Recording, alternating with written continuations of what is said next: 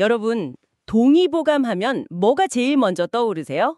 아마 조선시대 허준 선생님의 그 유명한 의학책 이걸 생각하실 텐데요. 네, 그렇죠. 한국사에서 떼놓을 수 없는 의학서죠. 근데 그 동의보감에 명당 이야기가 나온다면요. 이게 그냥 좋은 집터 이런 얘기가 아니고요. 바로 우리 얼굴, 그것도 코를 명당이라고 했다는 겁니다. 아, 코를요? 그건 정말 좀 의외네요. 네, 코 색깔만 봐도 건강 상태를 알 수 있었다니 이거 되게 흥미롭지 않나요? 자, 오늘 이 오래된 지혜 속으로 한번 깊이 들어가 보겠습니다. 네, 기대됩니다. 오늘은 이 동의보감 속 허준 선생님의 지혜를 통해서요. 우리가 사는 이 환경하고 건강이 얼마나 밀접하게 연결돼 있는지 좀 살펴보려고 해요. 네네.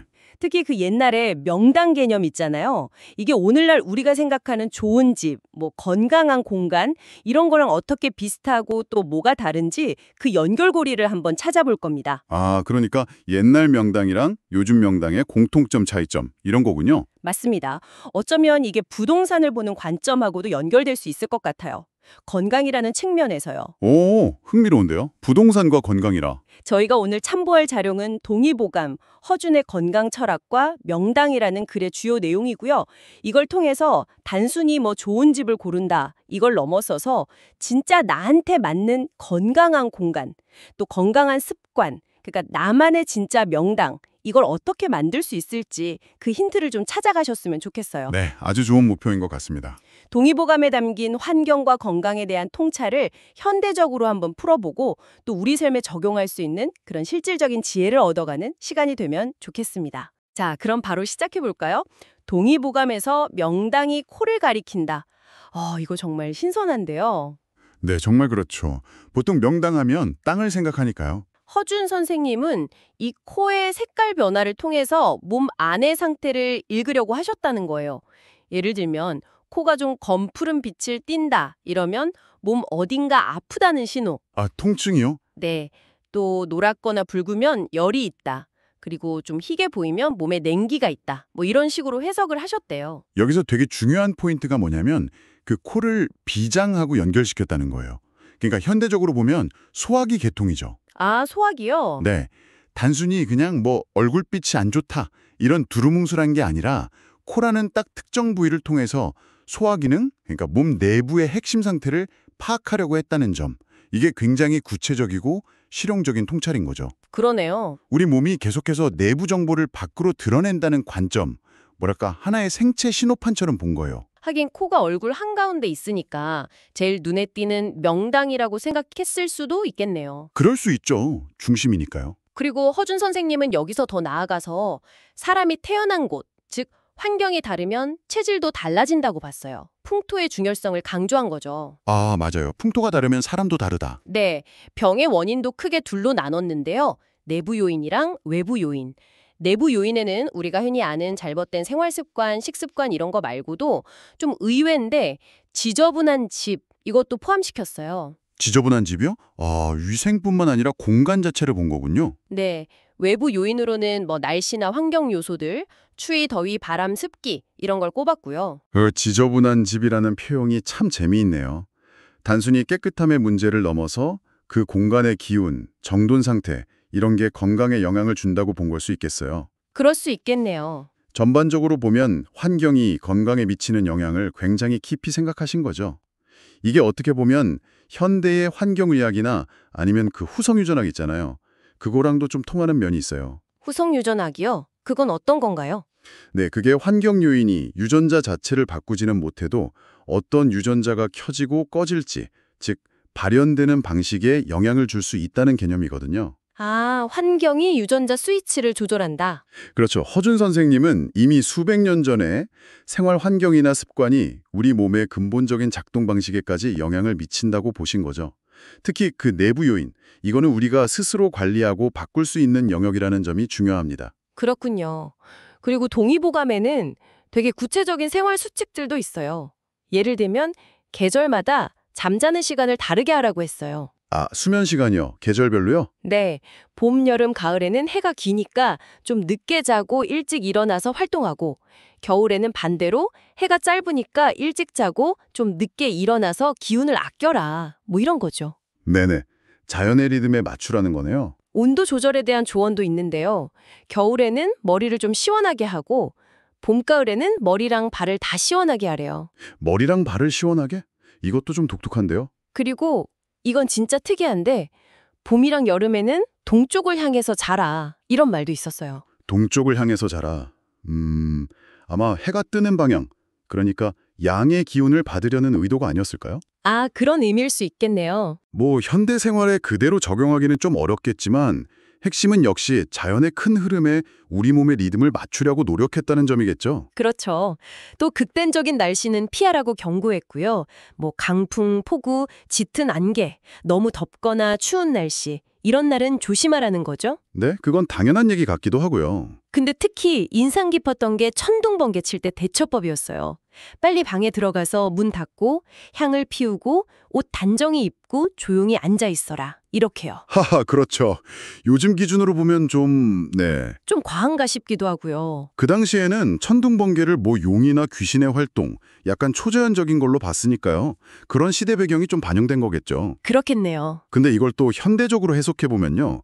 예측 불가능하고 격렬한 외부 자극 앞에서 일단 물리적으로 안전한 곳으로 피하고 또 향을 피우거나 단정히 앉는 행위를 통해서 심리적인 안정, 평정심을 찾으려는 어찌 보면 또 실용적인 지혜로도 볼 수 있어요. 아, 마음의 안정을 찾는 방법이군요. 네. 더 크게 보면 외부 환경 변화에 그냥 당하고만 있지 말고 능동적으로 대처하고 내면의 평화를 지키려는 태도를 강조한 거다. 이렇게 볼 수도 있겠죠. 네, 일리가 있네요. 그리고 몸의 바깥과 안을 연결하는 관점은 얼굴의 다른 부위에도 적용이 돼요. 이마는 심장, 아까 말한 코, 명당이죠?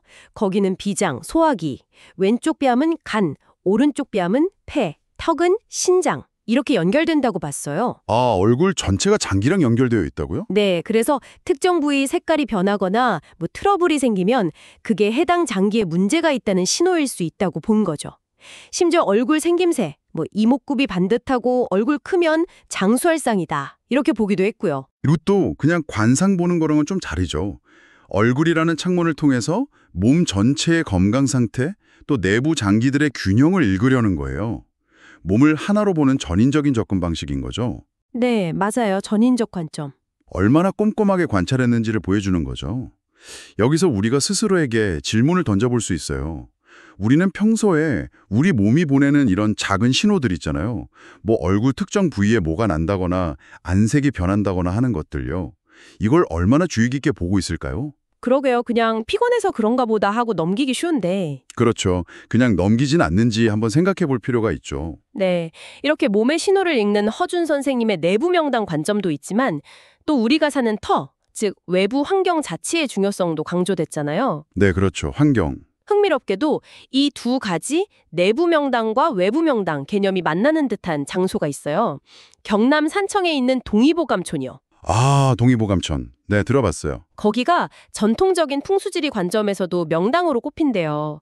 뭐 병풍처럼 산이 둘러싸고 있고 분 모양의 필봉이라는 봉우리가 지켜주는 형세라 이런 데서 훌륭한 인물이 난다. 뭐 이런 믿음이 있었다고 하더라고요. 네, 풍수지리에서 말하는 명당은 보통 땅의 기운, 지세, 물의 흐름 이런 걸 보는 거잖아요. 그렇죠. 땅 자체를 보는 거죠. 이게 동의보감에서 말하는 얼굴의 명당하고는 지칭하는 대상이 완전히 다르죠. 하나는 몸 내부 상태를 보여주는 지표고 다른 하나는 외부 자연환경의 조건이니까요. 맞아요. 완전 다른 개념인데 근데 이 산청 동의보감촌에 또 다른 스토리가 있어요. 젊은 시절 허준 선생님이 바로 이곳 지리산 자락에서 귀한 약초들을 캐면서 의술 공부를 하셨다는 전설이 있거든요. 허준 선생님과 직접적인 관련이 있는 곳이군요. 네, 실제로 지리산이 뭐 1000종이 넘는 약초가 자라는 곳으로 유명하잖아요. 그래서 예전부터 사람들은 좋은 땅, 기운 좋은 명당에서 자란 약초가 약효도 더 좋다 이렇게 믿었다는 거죠. 아, 바로 그 지점이네요. 얼굴의 명당이랑 딴의 명당. 이게 다르지만 그 밑바탕에는 공통된 주제가 흐르는 거죠. 결국 환경의 질이 생명력에 영향을 미친다는 믿음이에요. 환경의 질이 생명력에 영향을 미친다. 네, 얼굴의 명당, 즉 코의 상태는 내부 환경의 건강함을 보여주는 거고 땅의 명당은 거기서 자라는 생명, 뭐 약초나 사람이 될 수도 있겠죠. 그런 생명의 기운, 효능, 건강에 영향을 준다는 거죠. 아하. 그러니까 어떤 형태의 명당이든 좋은 환경, 균형 잡힌 상태, 이게 중요하다는 핵심 메시지는 같다고 볼 수 있어요. 그렇군요.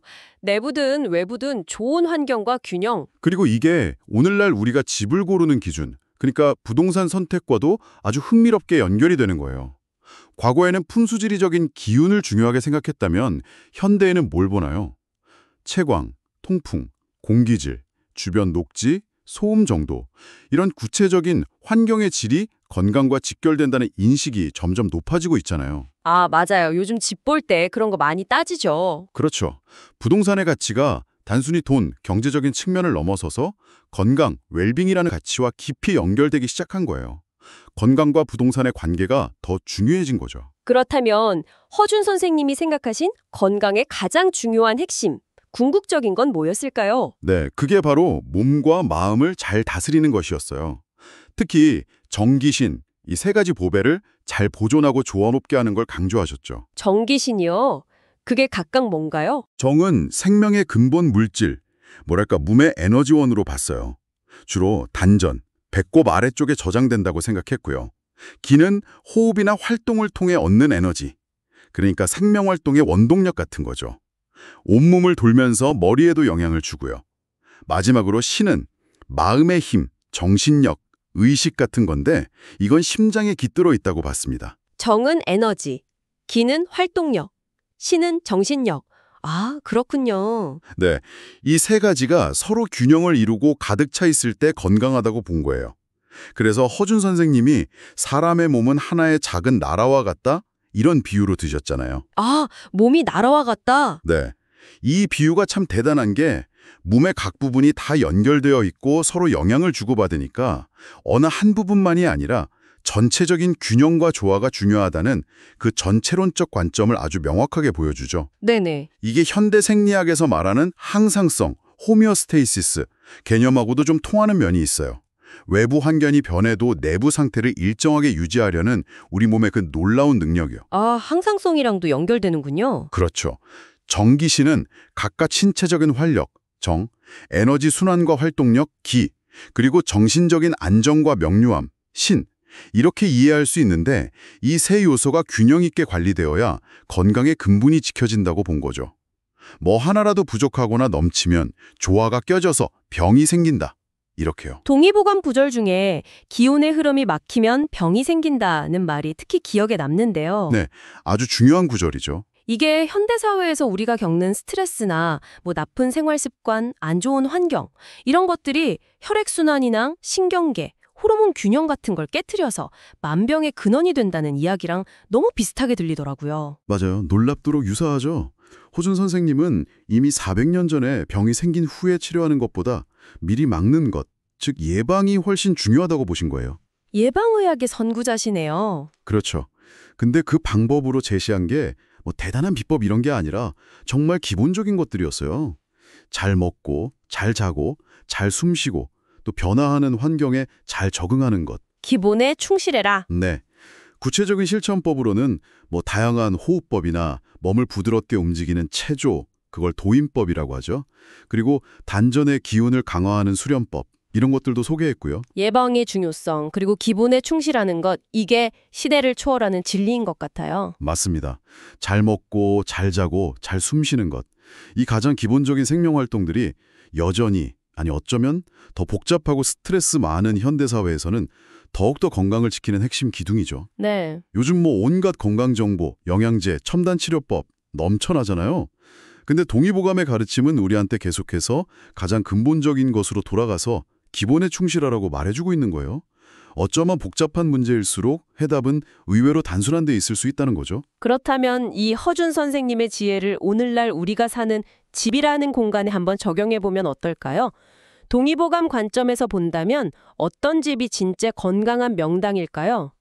재미있는 질문인데요. 단순히 뭐 비싸고 넓은 집이 아니라 예를 들면 햇빛이 잘 들어서 밝고 따뜻하고 또 바람이 잘 통해서 공기가 늘 신선한 곳. 네, 채광과 통풍 중요하죠. 그리고 깨끗한 물을 마실 수 있고 가능하면 자연과 좀 가까워서 마음의 안정을 얻을 수 있는 곳. 그렇죠.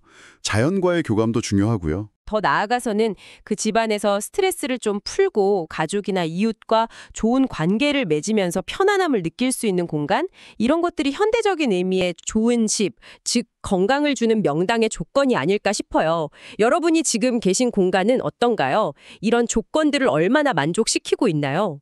여기서 중요한 점은 아까 허준 선생님도 사람마다 체질과 환경이 다르다고 강조했듯이 모든 사람에게 완벽한 명당이라는 건 없다는 거예요. 아, 절대적인 기준은 없다. 네.